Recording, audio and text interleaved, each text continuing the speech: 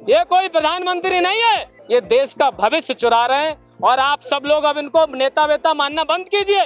केदारनाथ, अगले दिन सोना गायब।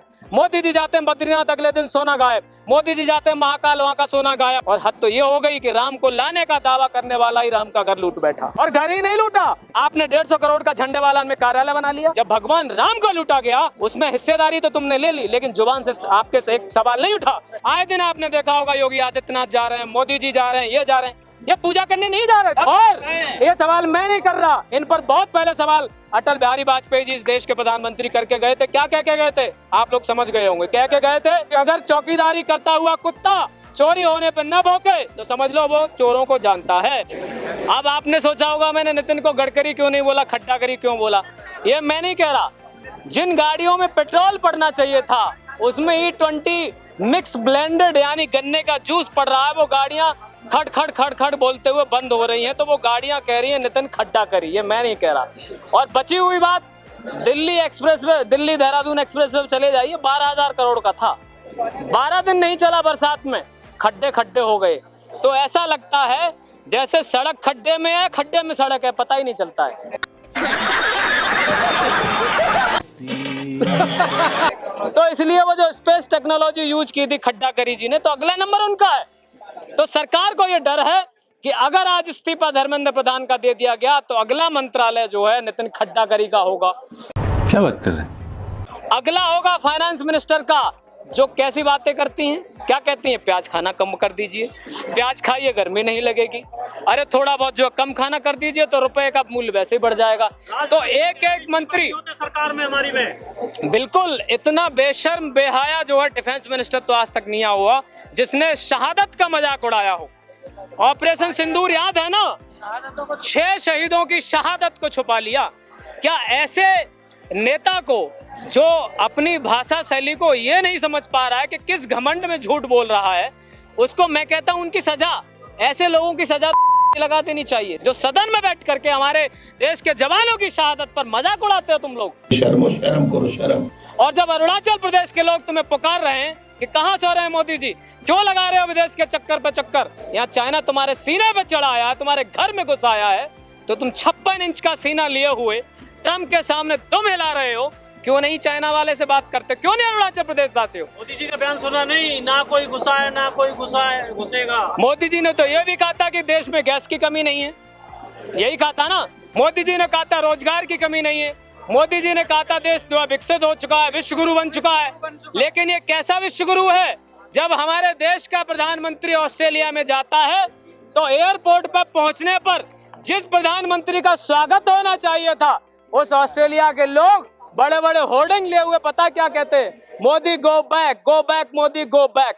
ऐसा विश्वगुरु बनाया है, ऐसा विश्वगुरु बनाया है जिनसे बांग्लादेश नहीं डरता है, ऐसा विश्वगुरु बनाया है जो मेडल के लिए सेशेल्स जैसे देश, जिसका कहीं नक्शे में छोटा सा कहीं चिन्ह बना हुआ है, मेडल बनाता है मेडल।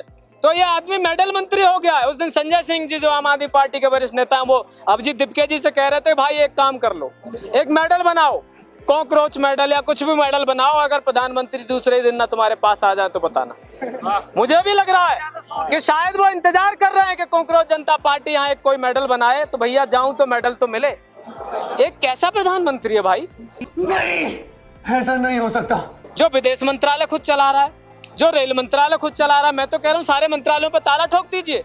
कभी इस देश के शिक्षा मंत्री धर्मेंद्र प्रधान को आपने किसी न किसी स्कूल में जाते देखा, किसी कॉलेज यूनिवर्सिटी में जाते देखा क्या इस देश के रेल मंत्री को आपने कभी जनरल तो छोड़िए स्लीपर क्लास में भी टिकट में यात्रा करते देखा? क्योंकि वो खड़े होकर के वंदे भारत की रील बनाता है, कहता हो गया विकास, हो गया रेलवे का विकास। ये कैसा मंत्रालय चला रहा है? पता सारा मंत्रालय मोदी जी चला रहे हैं, तो फिर धर्मेंद्र प्रधान का इस्तीफा क्यों मांग रहे हैं? बात तो सही है, बिल्कुल सही, आप सही जा रहे हैं। ये मोदी जी को एहसास है कि इस्तीफा सिर्फ धर्मेंद्र प्रधान का नहीं है, ये इस्तीफा निकम्मी नकारा बेशरम राक्षसों की जो सरकार चल रही है उसका हेड ऑफ द जो डिपार्टमेंट है नरेंद्र मोदी का इस्तीफा है। यह नरेंद्र मोदी की नाकामी का इस्तीफा होगा कि देश की शिक्षा का बंटाधार कर दिया है। अभी 3-4 दिन पहले 58 इंजीनियरिंग कॉलेज पर ताला ठोक दिया गया है। मैं उत्तर प्रदेश के फिरोजाबाद शहर से आता हूँ, जहां पर उत्तर प्रदेश में 12 इंजीनियरिंग कॉलेज, महाराष्ट्र में 12 इंजीनियरिंग कॉलेज, और उत्तर प्रदेश और मध्य प्रदेश में पिछले 7-8 सालों में 85,000 से ज्यादा बेसिक प्राथमिक जो विद्यालयों पर ताला ठोक दिया गया, तो सारे शिक्षालय को बर्बाद करके तुम विश्वगुरु बनाओगे। जिस बीएसएनएल को आज देश की सबसे बड़ी कंपनी होना चाहिए था, जियो मजे ले रहा है उस पे। बीएसएनएल के 80,000 टावर पे जियो अपना जो है नेटवर्क चला रहा है। तो किसने देखा मोदी को चाय बेचते? किसी ने नहीं देखा। लेकिन देश बेचते हुए पूरी दुनिया गवाह है कि आदमी सुबह उठता है, कोई न कोई नई कंपनी बेच देता है। देश के लोगों को बेच रहा है, भविष्य को बेच रहा है, छात्रों के भविष्य को बेच रहा है, किसानों की जमीन को बेच रहा है, सब कुछ तो बेच रहा है। सोनम वांगचुक की लगातार स्थिति खराब होती जा रही है, लेकिन सरकार उस पर कुछ एक्शन नहीं ले रही है। कैसे आंदोलन चलेगा? देखिए, हम सबकी, पूरे देश के लोगों की दुआएं देशभक्त सोनम वांगचुक जी के साथ हैं और मैं समझता हूं उनकी जो विल पावर है बहुत मजबूत है। मैं उनको ग्रैंड सैल्यूट करता हूं कि उन्होंने जहमत उठाई।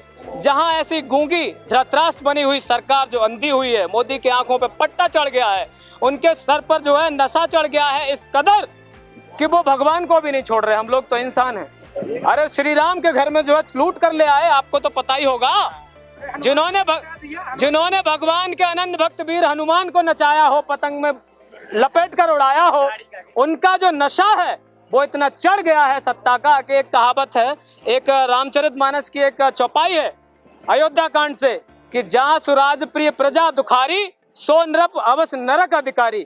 तो ये तो सत्ता वो है, ये तो नुमाइंदे वो हैं कि एक नरक के अधिकारी हैं। और माफ कीजिएगा, ये इंसान नहीं है, ये इंसान नहीं है, ये राक्षस हैं, ये भेड़ हैं, जिन पर फर्क नहीं पड़ रहा कि हमारी बहन बेटियां बच्चियां इस देश में जा रही हैं। चाहे गाजियाबाद हो, चाहे फिर राजस्थान हो जहां 32 दरिंदों ने बेटी को नोच लिया, चाहे बंगाल हो, सत्ता बदली है लेकिन बेटियों के साथ न्याय नहीं हो रहा। जिस माँ की बेटी को पिछली सरकार में जिस कदर नोचा गया, उस माँ को आज आवाज उठानी पड़ रही है कि मोदी जी तुमने तो कहा था कि जब सत्ता बदलेगी टीएमसी की तब 1 हफ्ते में उस माँ को न्याय मिलेगा। 2 महीने से ज्यादा का वक्त हो गया है, लेकिन इनको समय नहीं है। ये देश का भविष्य चुरा रहे हैं और आप सब लोग अब इनको नेता वेता मानना बंद कीजिए। ये कोई प्रधानमंत्री नहीं है। पिंकी चौधरी कह रहा है कि वो हिंदुओं का पैसा हिंदुओं ने ले लिया, तो तुमको क्या दिक्कत हो? कौन है भाई ये? इसका नाम बहुत सुन रहा हूँ मैं। ये भी जरूर कोई गोबर भक्त होगा जिसने गोबर का ज्यादा सेवन कर लिया होगा। इतने बच्चे यहाँ खड़े हैं, अगर आप यहाँ पूछ लोगे तो ज्यादातर हिंदू हैं। जो बच्चे मरे हैं वो भी सारे हिंदू हैं, तो तब तो सवाल नहीं करता। मेरा एक और दरदर, मेरा एक सवाल है आपके जरिए मोहन भागवत जी से। वो कहते हैं कि हम भाजपा को कतई सपोर्ट नहीं करते, तो आपके एक्शन में तो नहीं दिख रहा। आपने 150 करोड़ का झंडे वाला में कार्यालय बना लिया। हनुमान जी की जो वहां पर पार्किंग थी हनुमान मंदिर की, उसको भी तोड़ के छोटा करा दिया। जब भगवान राम को लूटा गया उसमें हिस्सेदारी तो तुमने ले ली, लेकिन जुबान से आपके से एक सवाल नहीं उठा। इस तरह की सामाजिक संस्था चला रहे हो, देश में चीन जो घुस के आ रहा है, तुम सवाल ही नहीं करते हो। तुम तो इस पैसे से कर रहे हो। ये मैं नहीं कह रहा, एसआईटी में आप देख लेना, जो एसआईटी टूटी फूटी योगी ने बनाई थी उसमें ये जांचें निकल के आ रही हैं।